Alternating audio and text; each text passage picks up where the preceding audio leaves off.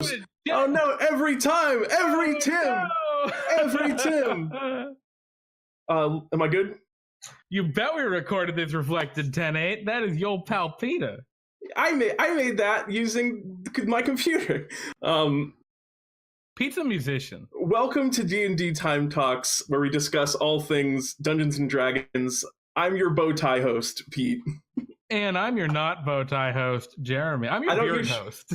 Yeah, I wish I was your beard host, but I'll have to settle for a bow tie because I can't grow as majestic a beard as Jeremy. So, as you all are aware by now, DnDTime Talks is a weekly talk show where we talk about all sorts of Dungeons and Dragons topics. Episodes usually last about an hour. Actually, they last an hour. We're good about this one. And today's topic is Barbarians. Yeah, we are in the midst of a bit of a mini-series. We're going to be covering all of the classes in Dungeons and Dragons in order. We're going to be using the Player's Handbook for terms of talking about the classes and subclasses. We'll do more on Xanathars in a future series. But we have a bunch of ideas for the future, including, once we're done with this series, using homebrew and non-Wizards of the Coast content, Roll20 tips and tricks, brought to you by yours truly, and feats in 5th edition. Indeed. But if you have an idea for something that you'd like us to talk about, let us know in the chat or by messaging us on Twitter, which Jeremy has taken over. He's doing a very good job with. And I think without further ado, let's jump into today's topic. And I'd like to let everyone know to feel free and join in and chime in on the conversation in Twitch chat if you have any questions or comments about what we're talking about. So, Jeremy, would you care to introduce this week? Yeah, welcome everyone to DnDTime Talks. Yeah, hi. Channel. I saw Raven Black telling in there, Infinite Tacos, Mr. Plunderloot, Reflected 10.8. We got the whole crowd, and I'm sure there are plenty more lurking in the shadow. Indeed. But and yeah, thank you. I was just gonna say thank you. I worked very hard on that theme song. I'm very proud of it. That's all. Thank you for the compliments. I think I forgot to tweet before this. That's okay though. That's okay. We got a bunch of tweets throughout the day. Super tweet. That's me. But yeah, welcome everyone. We're gonna talk a little bit about the Barbarian. Although a bunch of you guys might think this is like pretty simplistic or rudimentary to go through each of the classes. Pete and I really think that it's super important to build a strong knowledge foundation when you're playing this game, right? The more that you know about the basics of the game and how it works and how it's supposed to work, the more you can tweak and adjust and change to fit whatever you're trying to do. We're going to talk about the Barbarian class, first class in the Player's Handbook, and I mean, it's a really popular class. A lot of people love the Barbarian. Yeah. So I guess the first thing, well, why are we talking about this? We already talked about, obviously important to make a strong foundation, but why the Barbarian specifically? What's it really good at? We're going to talk about its strengths, specifically strength in combat being an instant draw for a lot of players. We're also going to talk about what kind of room the Barbarian class offers for nuanced roleplay, and that's something that I personally feel a lot of players miss out on. Great comment here in chat from Infinite Tacos. For Barbarian Day, we need to see your best rage face. Pete, do you want to go first, or should? Why don't we both go on 3? Okay. 3, 2, 1.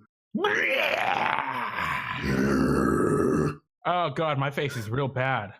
I can't see my face because I wasn't looking at my camera, so I hope my face wasn't as bad. Anyway, yeah, that's our rage face. It's a bad face. Infinite Tacos, I just cut up with ears. Yeah, I just cut up with ears. It's real bad, my face. Indeed. Anyway, yeah. You might be wondering, why do you need to know about Barbarians? Well, have you ever thought about playing a Barbarian? Are you currently playing a Barbarian?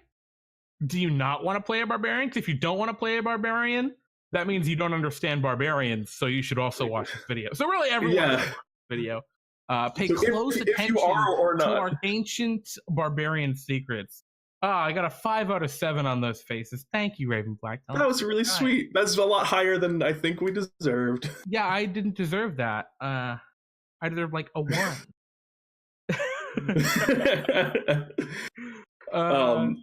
Indeed. So.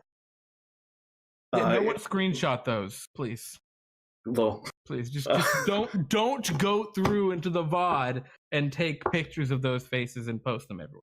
yeah, but we're going to be going over kind of all of the we're going to be going through all of the mechanical strengths and weaknesses of the class, kind of just the general feel for it as it progresses through the levels. And also we're going to try and touch on, the various role-playing opportunities of the class, which the Barbarian is a class that a lot of people, it's kind of harder to see what opportunities you have to roleplay in Barbarian than a lot of the other classes, since it's a very combat-driven class. So we're going to try and touch on that as well. Yeah, exactly. And if you're interested in learning about the Xanathar subclasses, well, that sucks. We're going to talk about them another time. Yeah, I think we'll probably do a full Xanathar's Day at some point. I mean, we're probably going to have several of them, but we're going to be stuck up. We're going to be sticking to Player's Handbook for now. I feel like we're still going to run out of time even with that. So if you want to find out more information about Barbarian once you're done talking here and we're finished here, obviously Player's Handbook, read that. And if you're looking for some RP inspiration, really cool, really good resource is the Vikings television series. Maybe watch an episode or two of that, and that might give you some insight into a little bit more of the kind of more cultured Barbarian that a lot of people seem to miss. Like Barbarian. Yeah, I personally have never seen that show, so maybe I'll have to check that as well. It's a very popular show. Cool. So, without further ado, what's a Barbarian? Barbarians can be described with one 4-letter word, and it's rage. That is the core feature that ties all Barbarians together. It's the fact that they all go into this feature called a rage. It is a class mechanic. It's the most pervasive kind of defining feature of the class, and it's their bread and butter ability as well. Yeah, I mean, that's kind of their shtick. What rage does from a mechanical standpoint is raging, or I guess from a flavor standpoint, a barbarian's rage is what fuels their physical strength in combat, allows them to do these incredible feats of both strength and constitution and instincts and all these incredible dodges that they make. It's all kind of fueled from just this deep anger. And there are a lot of ways to kind of talk about that anger from a role-playing standpoint, which I think we'll get into a little bit more later. But from a mechanical standpoint, what barbarians do, you have a certain pool of these rages, and you can use them like a resource. You can essentially spend points. Think of your rages. I think you start out with 2 at the beginning of the game, and at level 1 is what I mean by the beginning of the game, and which is a great place to start. That should be the beginning of the game, in my opinion. Level 1. That's a story for another day, though. It makes you. It gives you advantage on all of your strength checks and strength saving throws while you're raging. So you're better at, grabbing people, grabbing onto things, lifting, breaking, smashing. Yeah, excellent comment. Bruce Banner. Yeah, the Hulk is an excellent example. It's a extremely graphic example of a barbarian. It's like a very visual representation of rage. The Incredible Hulk is. And additionally, when you make an attack using your strength, you just do flat out more damage. So when you get mad, you hit people harder, and then you also just take less damage. You have resistance to bludgeoning, piercing, and slashing damage.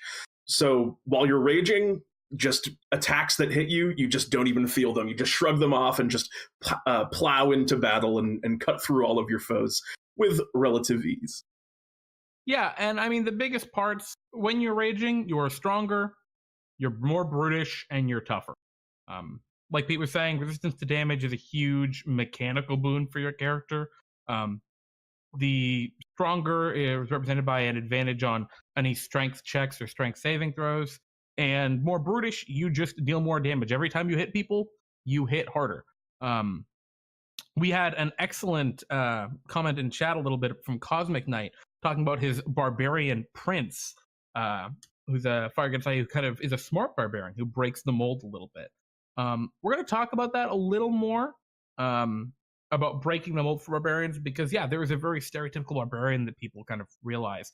And it's hard to kind of get around that, because barbarians are blessed, but they're also cursed, right? They're very powerful as a class, but that rage feature, right? Being angry, it comes with some drawbacks. First, you can't cast spells, you can't have concentration. So if you have ever played D&D before and you know what that means, basically it means there's no spell casting at all you can do. At least while you're using your Yeah. barbarian abilities. Exactly.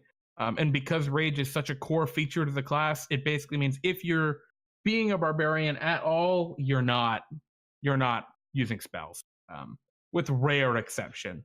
And yeah, as Pete also mentioned, it's an activatable mechanic with limited uses. So yeah. So let's talk a little bit about that characteristic role. Rage, we said, makes you tougher, resistance to bludgeoning, piercing, slashing damage. That is core component. That sets up the class just straight up for its kind of characteristic role as a tank. Barbarians hit hard. They also get a slight damage boost, as I mentioned before, from their rage. But more than anything, barbarians take a lot of whooping. They take a beating and they keep on rolling. It is really hard to kill a barbarian, and that is one of the most rewarding things about playing barbarian. Is just nothing can hurt you. Yeah, you get to stay in combat a long time, which is usually nice. Like, you don't like a wizard, you take one hit at high levels and a lot of times you go down. As barbarian, you get to play for a long time. Yeah, it's if something takes you down, the party is in really tough shape. Yeah, everyone else is probably already also down at that point. That's usually a TPK. Yeah, yep, exactly. Unfortunately, the barbarian class is also really limited in the roleplay space. Or I say limited, but really it's challenging. A lot challenging is the right word, yeah. Yeah, a lot of people have this expectation that barbarians are dumb. Indeed. And it's hard to play against that, just because even if you do everything right, a lot of the times other players that you're playing with or the dungeon master won't work with you. A great example of that is in Critical Role. If you followed that, Grog Strongjaw, played by Travis Willingham, there was one very important part in that series where Grog, he had his character Grog say something very insightful, something intelligent regarding a magical item they found. And as the dungeon master, Matt Mercer, what made what in my opinion is a huge mistake in verbally writing that off as a simple solution for a simple mind, like verbally saying that as the DM to the players. And it was just a really awful situation where, at least I felt it was an awful situation, where this player was saying, my barbarian's dumb, but he has this wisdom. And the dungeon master not rolling with him on that. And so that is a challenge that, as a player playing a barbarian, you might run into. And I think a lot of people first making barbarians, there's also, just as being dumb, it's not a wrong way to play the character. And I think that, like, that's become a bit of a cliche. And I think Grog, that Jeremy was just talking about, if you're familiar with that character, is a perfect example of it. He has a low intelligence. He loves to fight. He loves to drink. He just smashes things. That's kind of the cliche for what a barbarian is, which is a perfectly, that's a great way to play a barbarian if that's what you're into. And I think that's what most people, and the class itself kind of lends itself to that style of play. But there are other things that you can do with a barbarian. And like someone mentioned in chat before, I believe it was Cosmic Knight who mentioned, he plays that kind of off-type intelligent barbarian. There are just a lot of different ways that you can do it. Go ahead, Gary. No, after you, please. Oh, I was just going to move on to the next kind of deal. So if you have more to say on that, please. Well, if we're still going to be talking about... I was just going to move on to role play instead of intelligence. Okay, cool. Yeah. Go ahead. Yeah, so I guess a lot of people, they hear those things, right? The classic stereotypical barbarian, big, dumb, smashes enemies. And you can do that, right? Even if that's what you want to do, that's totally cool. There's nothing wrong with that. That's a stereotype. It's like a Viking or Conan or I beat you and take your stuff because that's what you want to do. And that's fun, right? To just be this killing machine. This just this super strong, feel awesome.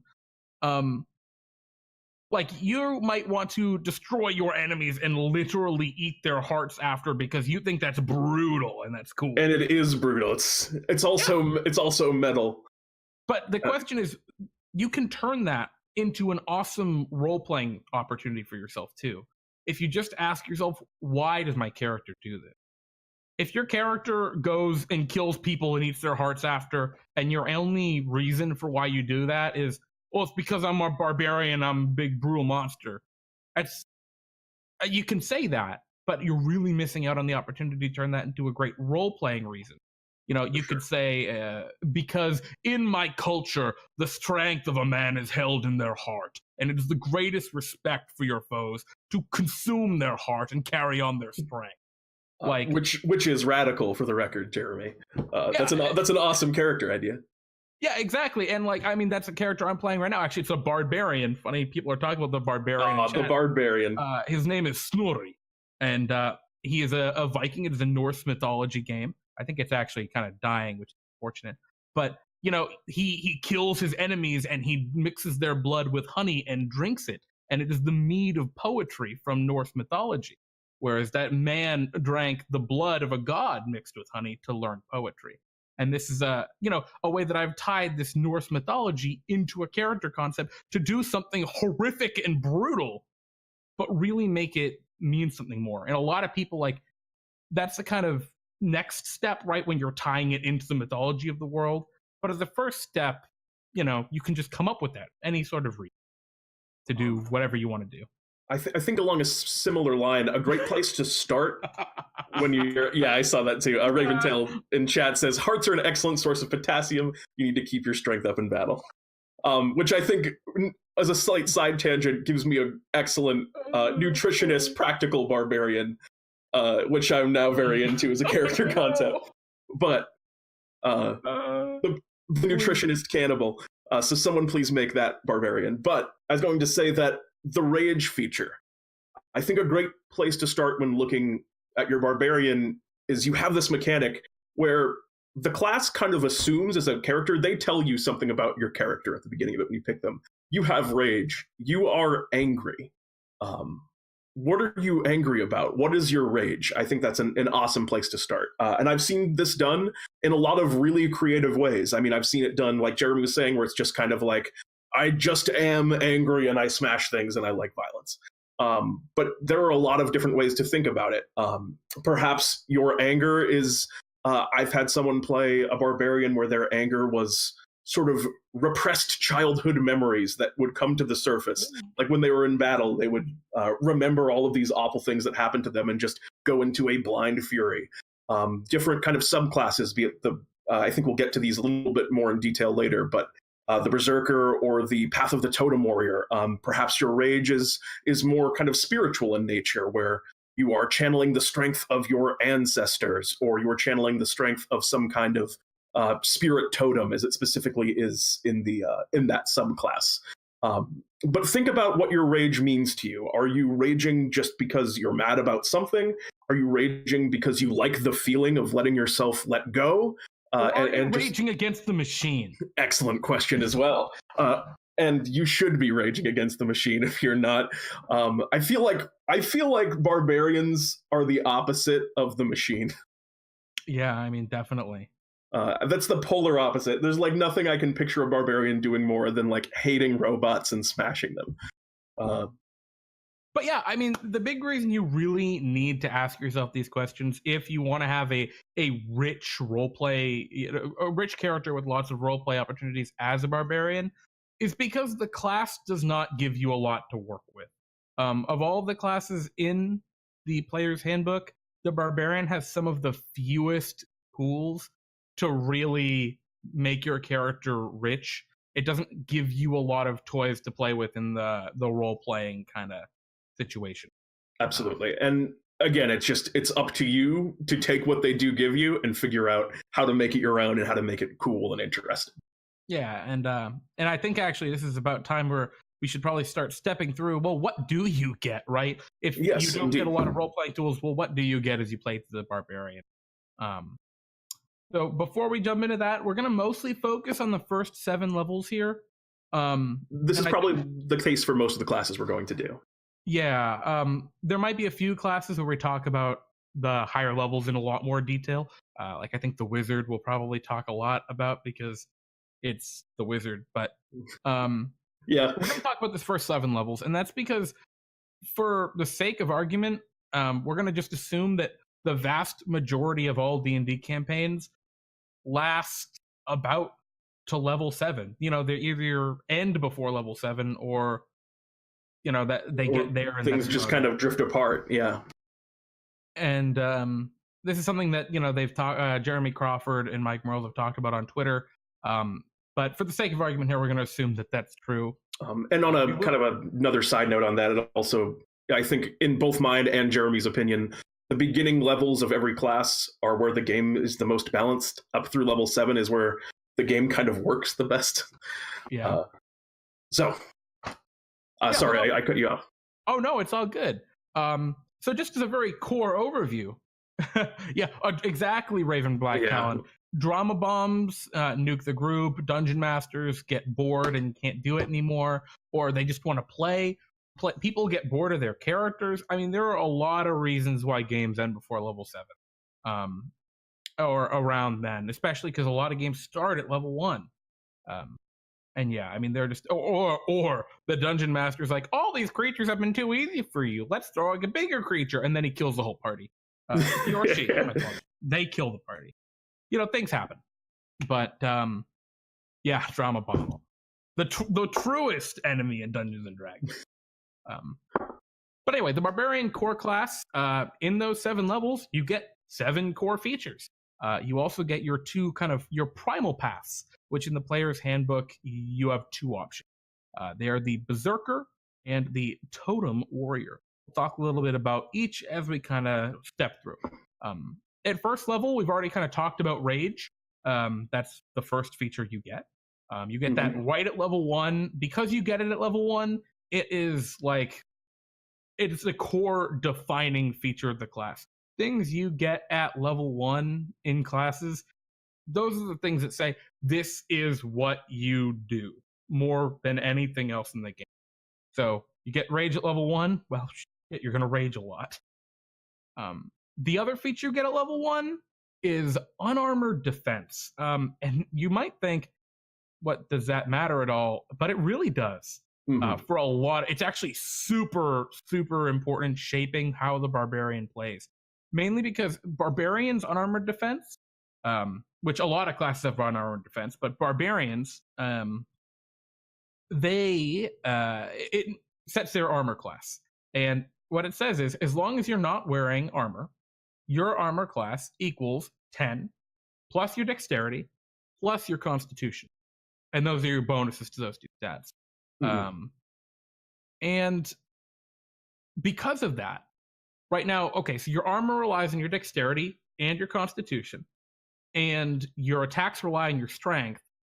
This, by default, makes a barbarian what's called mad. It may funny, rage, mad, which mad stands for multi-ability dependent. And a lot of that emphasizes, right, and encourages this trope of barbarians are dumb, because in order to make an optimized, right, a very, very good barbarian, you need to have all 3 of those physical stats, which means a lot of the times you're left with one mental stat that you get to really like put any real emphasis on. Yeah. You know, if you're using like point buy, a thing we talked about before about how to roll up stats, you know, a lot of people are going to go 15, 15, 15, 8, 8, 8. And I mean, like, that sucks. Like, you're dumb, you're not wise, and you're not charismatic, which sucks. On top of that, Barbarian Unarmored Defense, you're unarmored. Like, you're a crazy naked man. Yeah, and that's like another classic sort of role-playing trope with Barbarian. I think the majority of Barbarians wear almost no clothes. So from an RP perspective, your unarmored defense is going to have a major impact on how your character is seen, in just your physical appearance. Because a person who just wears basically a loincloth and carries a giant axe is going to be received a lot differently. And I think people often forget. I think it was someone earlier in chat, it might have been Infinite Tacos, if I remember correctly, but correct me if I'm wrong, had mentioned something about you're basically just a naked strong guy when you're a barbarian. You can wear clothes as a barbarian, though. You are allowed to have like a full set of clothing. They just can't be armor if you want to gain the benefits of unarmored defense. Additionally, barbarians get some armor proficiencies. So if you want to, and a lot of people don't do this, but if you, for example, want to kind of move some of those stats into wisdom or intelligence or charisma, you could just forsake your unarmored defense and maybe just be like, no, I'm just going to wear medium armor and take the benefits of armor, and I don't need that feature. I'll play it kind of a different way. So those are a couple of different options other than like the standard barbarian strat. Although it is very effective, and it's personally, I think it's fun to go the no armor route. Yeah, and I mean, on top of that, right? Like I'd said before, at level 1, you get your core mechanics for any class. And so to just forsake one of those, first it feels bad, right? Yeah, especially if you're starting at level 1, because it's like, I have this class feature. I only have 2 class features, and I'm not using one of them. And that it's a bad feel. But I'm with Pete. I think that's honestly a cool way to go, is to go with an armored barbarian, especially if you want to be a little smarter about them. Or if you just roll great stats. Yeah, I mean, that's the dream, right? Just the all 20s character that people will be showing up with. I don't know, I rolled 6 18s. He's just... Wow, weird. So once you've finished level 1, miraculously you aren't dead because you're a barbarian and you take half damage from everything. All the rest of your party died, though, because level 1 is a brutally savage level, but now you're level 2. And once again, you get 2 features. One of these features isn't super relevant. It's called Danger Sense. It is a mostly mechanical feature, and it reads, you have advantage on dexterity saving throws against effects that you can see, such as traps and spells. All this feature, like, I mean, it's a good feature, right? Advantage on your saving throws makes it more likely you're going to succeed, but less bad things are going to happen to you. It really works with rage to say, I am less likely to die, which is great. Yeah. From an RP perspective, it really represents your instinct. And that's something I think you can really play up as a barbarian. Maybe it's just, you like if it's a trap. It says, oh, there's the trap, right? The trap, the dungeon master says, the trap goes off. You've stepped on the blah. And you say, but I can see where the trap is. So I have advantage on that roll. And you can describe that as, yes, my barbarian is super aware. And as I step on that plate, I hear the little click and instantly know. Because I am just more attuned with the world around me. Yeah, and that's probably one of the harder features of the barbarian, to kind of twist and turn into a way that fits it specifically to your character. Because like Jeremy said, it is a very sort of mechanical feature. But if you really think about it, there are some cool ways that you can make that particular feature your own. Yeah, exactly. And it's meant to represent instinct, but maybe it could be like a supernatural guidance, right? Maybe you are some raging barbarian who worships some crazy god, and your danger sense is more of a divine kind of... Yeah, like a spidey sense. Yeah. I mean, there's another kind of way to... Yeah. But the next feature, unless... I'm sorry, do you have something else to say on... No, I was just going to pretty much repeat the same thing because I can't not sometimes. Fair enough. In that case, moving on, the other feature that you get at level 2 is called Reckless Attack. And this is, I think, a much more interesting ability, frankly, as a character.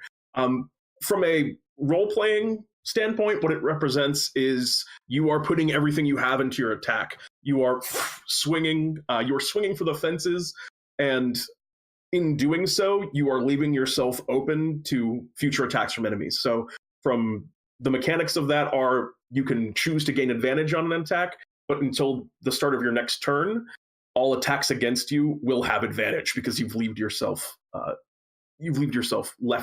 open. Yeah, and this ability is your bread and butter as a barbarian. It is very good. More often than not, you will use this ability, which from a mechanical standpoint, great. It's just a super good ability. Advantage on an attack, that's effectively between a +3 and a +5 to hit. On average, for perspective, a +3 magic item is a very rare item, like that you won't get till level like 14 or 15. Very, very powerful ability. I mean, your enemies get advantage against you, but you mitigate that with your rage, which is Mm-hmm. If you have feats like Great Weapon Master is a very popular one. We'll talk more about feats in a future episode. But if you have a feat like that, it becomes even more effective. You might want to say that Reckless Attack, right, is an RP tool, because it's like, oh, I'm throwing aside my defenses to save my allies. But I find that the biggest issue is it's so mechanically strong that you're just always using it anyway. Yeah, and so that's to make that point can be hard. Raventail in chat says, my boyfriend's Barbarian as an RP thing would only recklessly attack. That's a cool decision, because if you're not kind of recklessly attacking, and there are situations, it's very strong. There are situations where you do not want to recklessly attack. For example, one in which you're surrounded by tons of people. So you're just opening yourself up to lots of advantage. Like now you're taking in chances of like critical strikes because all these people are all around you. But making that choice, I mean, that's good RP if that's the way that you're playing it. You're just like, no, I still attack recklessly because that's who I am. I do not care about the consequences for my strikes. I always hit as hard as I can. And that's a really cool way to play it. I will always give it my all, because when I die, I will go to Valhalla, you know? Mm-hmm, mm-hmm. And I think there's also, if you want to flavor reckless attack maybe a little bit differently for, say, this kind of intelligence barbarian that we've talked a little bit about, maybe it's your thought process on it is, I'm going to recklessly attack at key moments. Like, I'm doing this now because if I strike with all of my fury now, this person may not survive through the hit. And I'm like I'm hoping that this is the last blow with each blow. I think that is another interesting way to look at it. If you want to go not just I just am crazy and hit as hard as I can route. But yeah, like you were saying, you can make that an RP tool, but more often than not, you're just going to use it. Yeah, you just swing. Really good. Yeah. Once again, that with Rage, those are your bread and butter. Throughout everything else in a Barbarian, you're going to recklessly attack and you're going to raid. And no matter who you are, no matter what your character is, all Barbarians are going to do that because those are your best abilities. You get them in the first 2 levels. So level 3 is it's your first real choice when you're playing Barbarian up through here. It's just, all right, I'm level 2, what do I get? All right, I'm level 1, what do I get? Level 3, you get to pick. And you have 2 choices. And mechanically, they represent different things. You have the Totem Warrior path and the Berserker path. And they represent different things. Totem Warrior more so represents defense or utility, where Berserker represents all-out offense. Big surprise there. And from an RP perspective, the Totem Warrior represents more of a connection with nature and more of like a primal instincts type of rage, and Berserker favors more of I'm super angry and I just am very violent and take that out on people with my big weapon kind of rage. It is your lust for blood with the Frenzy Barbarian, or the Berserker Barbarian. Indeed. See, we call it the Frenzy Barbarian because it is defined by its feature that you get at that level called excellent segue, Jeremy. And what Frenzy says is you get to attack an extra time every turn. You use your bonus action to make a free attack on your turn. Barbarians don't use their bonus action for anything else, like actually nothing. So this feature is super helpful. On top of that, if you, for example, are using the Great Weapon Master feat, it makes you an extremely effective damage dealer. Absolutely. Normally, the Barbarian is really just a tank, but if you pick the Berserker route, you also become a massive damage threat. And for the record, I don't know if we mentioned that. Do we mention what Great Weapon Master is? We didn't. No. What Great Weapon Master feat is? We don't actually use feats in DnDTime because they're not quite right for our game. But most games will allow you to do feats. It's in the customization options section of the player's handbook. And this specific feat, you can take it in place of an ability score or potentially at level 1 if you are a variant human. And it allows you to take a -5 penalty to hit in order to do an additional 10 damage. So you're sacrificing accuracy for just more raw power is essentially what it means. You can only do that if you're wielding a big two-handed weapon, like a great axe, great sword, or a versatile weapon like a long sword, but wielding it with two hands.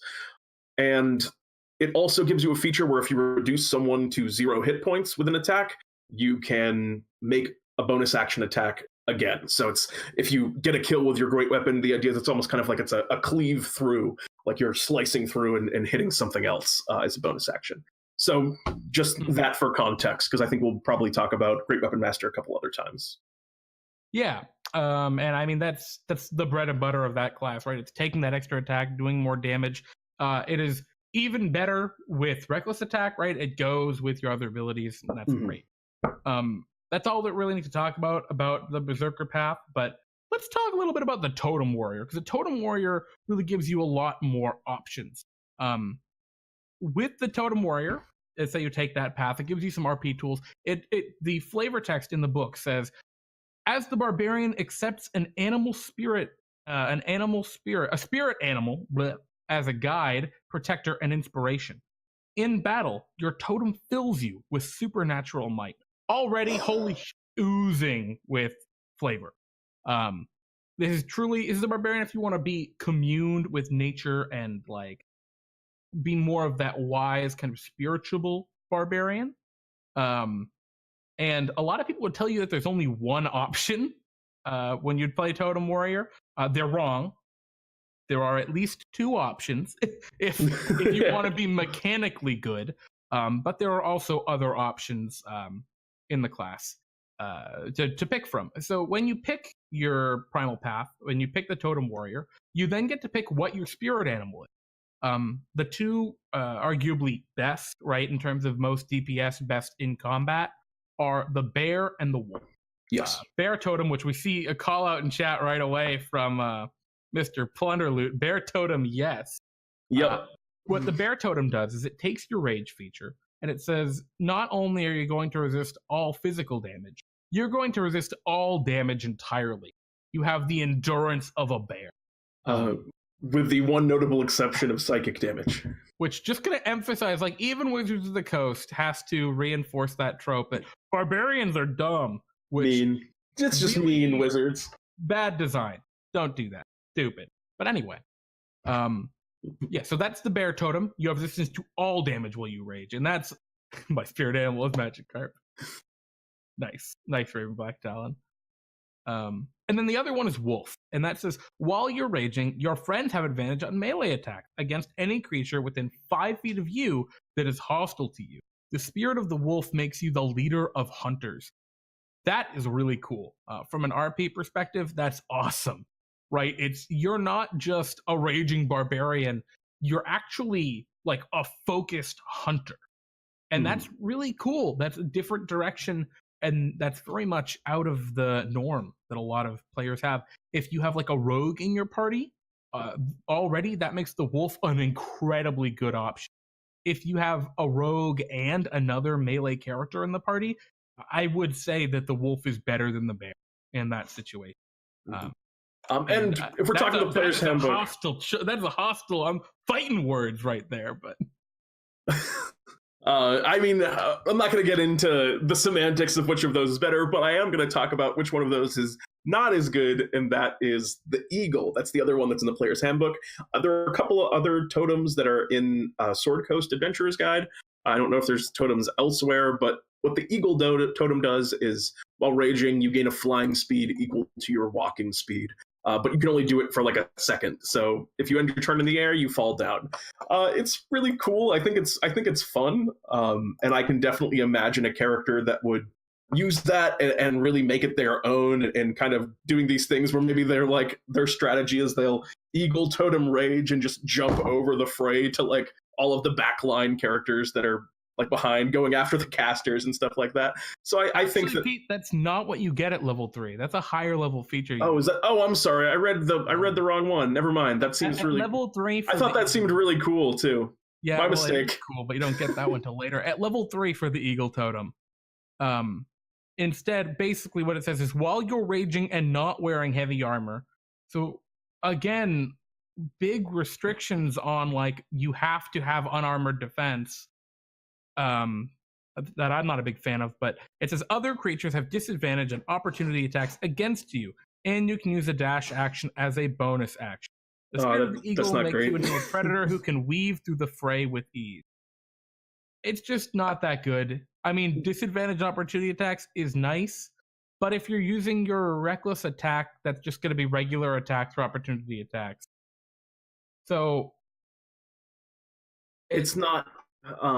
It's weak. It just doesn't. It doesn't feel good. I don't think I would personally get excited about that. I think some of the later features that Eagle gets are a lot cooler and feel a lot more like you are the aspect of the eagle. But yeah, that one is not the most exciting. Yeah, I mean that's very true, Cosmic Knight. I see in chat. Know what it says. You cannot wear heavy armor. That doesn't include other armor types. That's right. You could wear medium armor. That would be perfectly fine.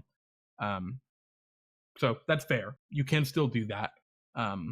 And I don't even think that barbarians are proficient in heavy armor, are they? They might be. They probably. That doesn't really matter too much, but you're right. You can still use it. Yeah, I think but it does limit you a little bit. But anyway, the biggest thing is you have the bear totem, right? And it makes you feel like I am invincible. Fireball hits you, you don't care. Screw Fireball. I'm a freaking barbarian. The wolf, I'm the alpha predator. I'm leading the team. I feel like because of me, my allies are able to succeed. And you feel awesome. Eagle is just I run around and people hit me less. Like I said, it takes a little time. Like the other, it takes a little time for Eagle to feel like it's paying any dividends. It's not as mechanically useful, I think, but it has its place. I think you could make a cool Eagle barbarian. Well, thank you, Ryan CK in chat saying nope, not proficient in heavy armor. Thank you for that correction. Barbarians aren't proficient anyway. However, it's important to note as a barbarian, I believe. So, one of the things that's really interesting about this Totem Warrior is you do not have to pick the same spirit every time you level up, every time you get an option. You can pick and choose. It says in the player's handbook that in such cases, it is unusual for an individual to have more than one totem animal spirit, although exceptions do exist. So I actually did not know that myself. Yeah, it's important to know that you can pick and choose here. You can say, well, Elk and Tiger from, I believe, Sword Coast Adventurer's Guide. Mm-hmm. We'll talk about them a little bit later. But anyway, yeah. I didn't know that particular thing. Warrior. Yeah, big thing about Totem Warrior. A lot of really flavorful choices to pick from and some very mechanically powerful ones. So another feature that they get at 3rd level, because they get 2, they also get an ability called Spirit Seeker. And it says, yours is a path that seeks attunement with the natural world, giving you kinship with beasts. You gain the ability to cast the beast sense and speak with animal spells, but only as... this is probably I think one of the only features in the Barbarian class tree that really give you like dedicated roleplay tools. The ability to just, I speak with animals now. Mm-hmm. It's a much more insightful kind of wise character. It feels cool. I think that lends itself to an interesting aesthetic for your character. So yeah, so that's the Totem Warrior. Yeah. So at level moving on, 4th level. You get an ability score increase, as everyone does. Very exciting. Basically, there's probably 2 major things that you're likely going to be doing with this. One of them is kind of increasing your strength score or your constitution score, or you're going to be taking a feat such as Great Weapon Master. Maybe there's other feats that you could kind of build around specifically, but that's kind of sort of the those are the 2 main things you're going to be doing, either increasing strength or constitution, especially at that early level, or grabbing some feat, probably Great Weapon Master. Not a lot to discuss there other than just that's what 4th level is. Yep, and 5th level is pretty similar. You get an ability called Extra Attack. It just means when you attack, you now attack twice. You're just stronger. That's it. I mean, it feels good. It feels cool to just be like, wow, I hit way more. You feel like more of a badass. And I think actually with a Berserker Barbarian with Great Weapon Master and your Reckless Attack feature, I think you'd have the best damage per round like in the game at 5th level. Correct? I'm sure someone will correct me in the chat. There's well, actually, there's a weird multi-class where if I'm like 7 paladins and I'm actually the paladin monk wizard hybrid.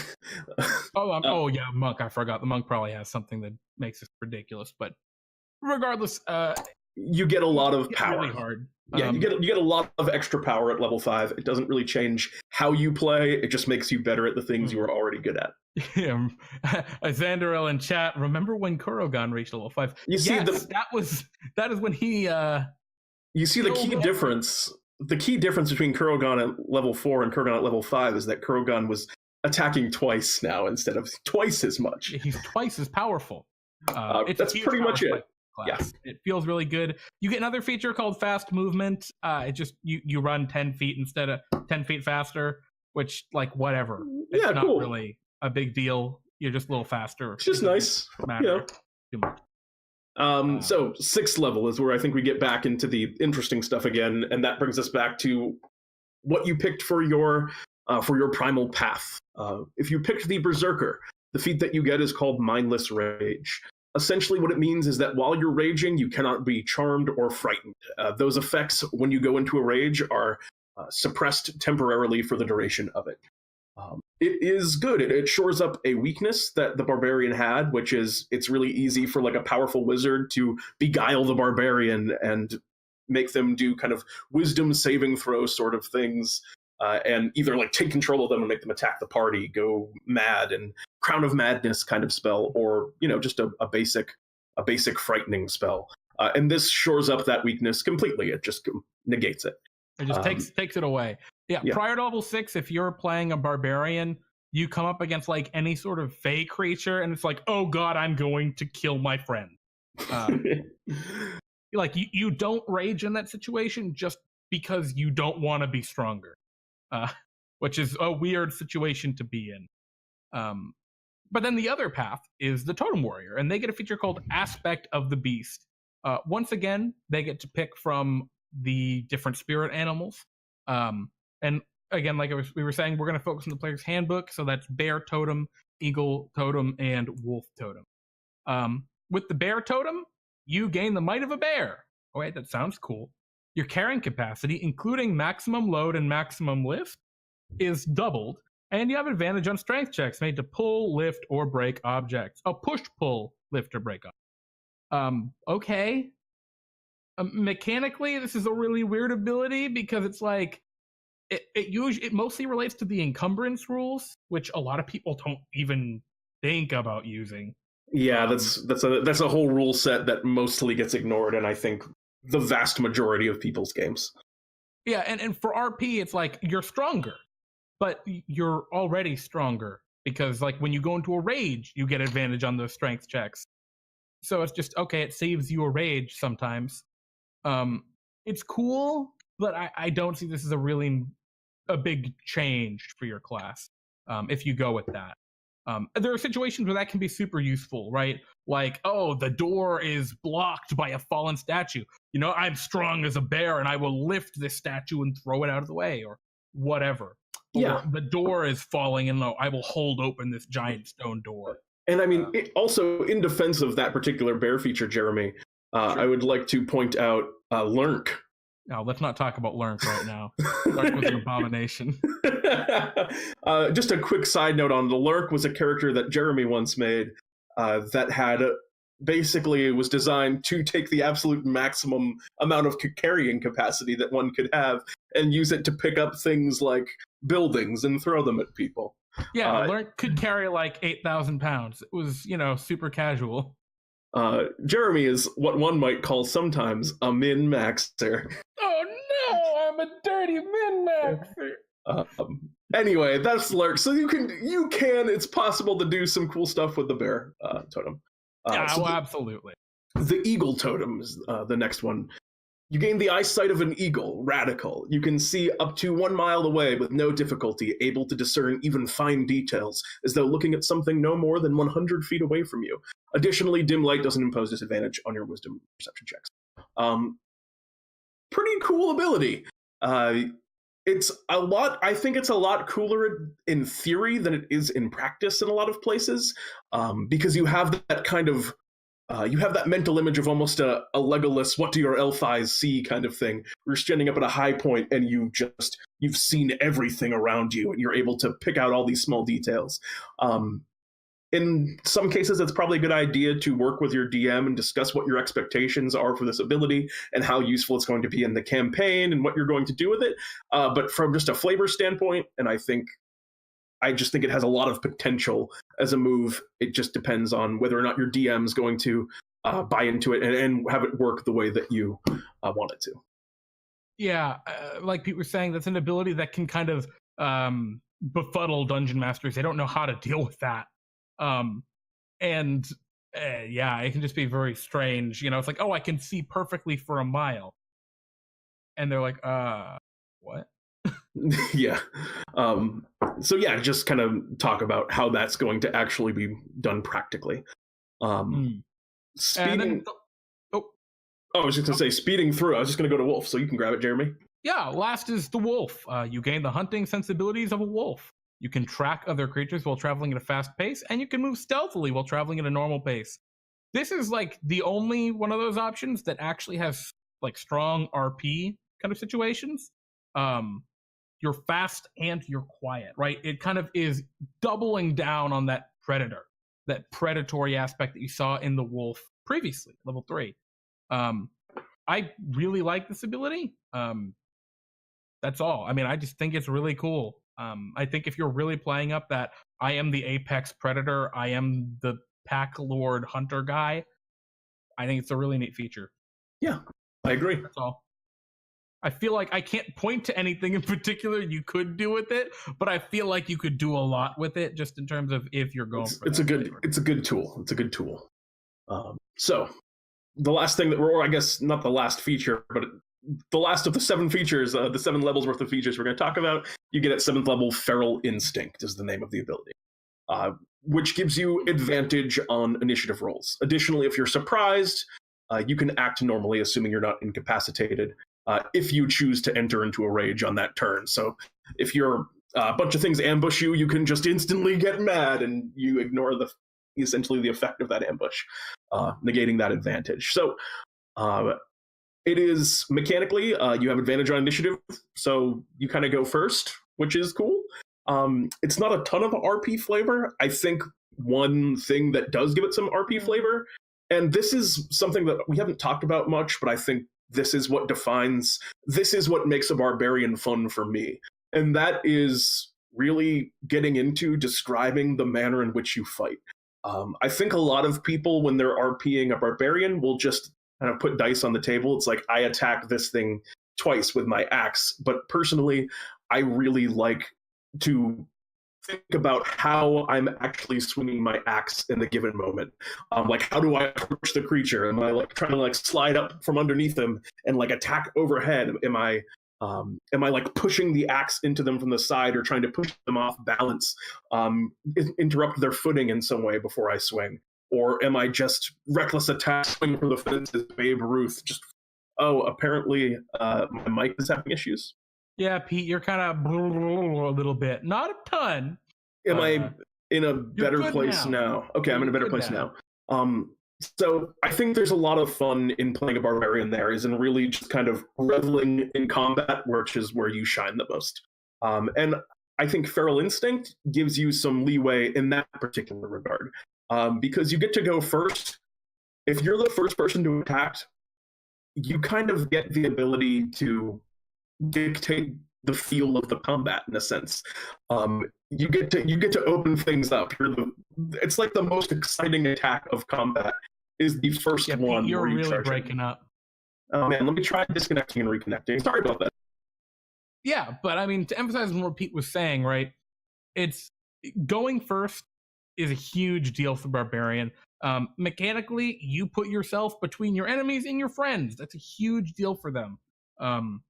And I mean, secondly, if you run up and it's like, well, this might be a fight, this might be a social encounter, and then you just run up and crush one of them, well, it's a fight now. And you can help to kind of determine those things with this feature. Welcome back, Pete. Am I in a better shape now? In better shape? Okay, well, that's good. Anyway, I guess what I was just saying was kind of you get to dictate the pace of combat if you go first, which I think is cool. And there's definitely some thoughts to that. But it's also not the most RP heavy feature. Yeah, and after level 7, Barbarians, they get a couple more minor helpful features, a lot of like keep up and damage kind of abilities. We're going to briefly kind of touch on those since we have about 5 or 10 minutes left here. So at level 10, first major feature after level 7, you're going to get either a feature for either Berserker or Totem. Berserker gets something called Intimidating Presence, lets you frighten people. It uses your charisma modifier. That's what feels bad about that feature, is it uses your charisma modifiers. So even now at that point, you're relying on 4 ability scores. It's super, super hard to make that ability actually good. You want to do it. You want to intimidate and scare people as a barbarian, especially as a berserker. But it just doesn't quite work. That kind of ability, if it relied on your strength, would be a lot better. That's the obvious fix, just to make... It sounds like it has super cool RP uses, but you're so mediocre at it that it feels real bad a lot of the time in practice, at least from what I've seen. Yeah. If you're rolling a high charisma, like, my barbarian is smart, and I'm going to wear medium armor, and I'm going to have high charisma instead of a high constitution, and that's just what I'm going to do. And then that's probably going to feel really cool when you do your intimidating presence. Exactly. But yeah, it's not huge. And then there's 3 more totem things that you get. The eagle one I mentioned before about flight. The bear totem. Well, that's actually not till the next level, Pete. Wait, still not there? Oh man, I keep getting confused about what happens in this game. I don't know how to play D&D, everybody. I've never even heard of... Pete, you're rolling out really bad, bud. Man, I'm really struggling. You gotta figure out what's up with that, because it seems your video is okay, or it's it's stuttery. But anyway, the big thing about the Spirit Walker, which is the totem wearer, gets an ability called Spirit Walker. They actually don't choose a primal path in this one. They just get one. It allows them to cast Commune with Nature, which is a cool ability where they get to talk with their spirit animal. The spirit animal gives them advice or knowledge per the Commune with Nature spell. It's a cool, mystical kind of deal for barbarians. And honestly, it's great. It is really cool. Ton of RP uses, ton of versatility. It's just awesome to play with, both from a role-playing perspective, and it's like good. Like, Commune with Nature is a very good spell, and being able to cast it at will, just as long as you take the couple minutes to do the ritual, is awesome, right? Level 11, you get Relentless Rage. Cool feature, keeps you from being dropped to 0 hit points. It's totally useless out of combat, but it feels real badass in combat. Everyone gets it. Good feature. Moving on. Just further reinforcing that you do not die as a barbarian. Level 14, this is where you get your last path feature. For the Berserker, you get Retaliation, which sounds super cool, right? It's when you get hit by an attack, you can use your reaction to make a melee attack against that creature. Big problem with that, it does not gain advantage from your reckless attack, even if you used it on your turn. Reckless attack is only for attacks on your turn, so it doesn't get that. Retaliation is what I call a damage catch-up ability. It's there to keep you on the right DPS kind of pace with all the other classes, and it feels really cool, but it's not very good. Like, it actually mechanically isn't as good as other classes. Other fighters get an extra attack. Spellcasters have 7th level spells by that point, which are huge. So, it feels really cool because the idea of retaliation is awesome. But how do I sound? you sound Jeremy? all right. You start talking and it dies over like a couple seconds. Yeah, that's strange. Sorry about that, everyone. Hopefully, I can get this figured out. Well, we're wrapping up on time anyway, so there's a good time to die. It's now. Still beeping out. Jeez. But yeah, that's Retaliation at level 14. Totem Warrior gets Totemic Attunement. They get to pick from their 3 things again. Eagle gets that flying thing Pete talked about earlier, which is you get to briefly fly on your turns as long as you land on solid ground. Great for RP, and it's actually really cool with the level 15 feature I'm going to talk about in a second. Bear basically means is protect your friends. Enemies have disadvantage attacking anything but you while you're in bear if you pick that bear totem. Really cool in combat. RP, it doesn't give you anything. And then Wolf, which is the third one, while you're raging, you can use a bonus action on your turn to knock a large or smaller creature prone when you hit it with a weapon attack. I mean, that's good. Like, there's nothing bad about I knock them prone. Helps your allies. They get advantage in their attacks, all that cool stuff. It kind of reminiscent of the wolf, like the creature in Dungeons and Dragons in 5th edition, which is when the wolf hits with an attack, the enemy has to make a saving throw or fall prone. This is similar. I just don't understand why it uses a bonus action. It's just weird. I feel like, I don't know. Weird design, but like it's not a bad ability. Doesn't have a lot of roleplay use, I guess. Sort of. You throw them on the ground and say, get them! But that's about it. Briefly, level 15 gives you Persistent Rage.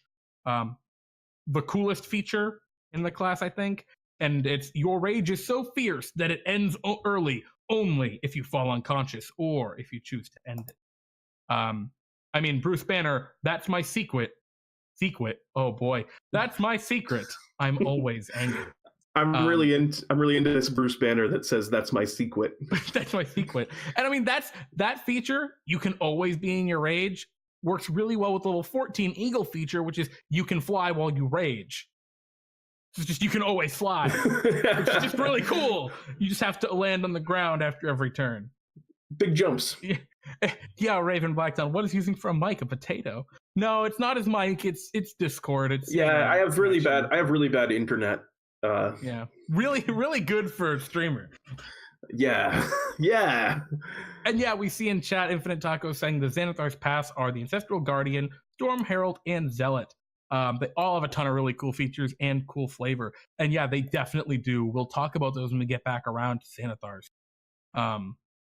Level 18 and 20 for Barbarian are real boring. I mean, level 18 basically just says you can't fail strength checks.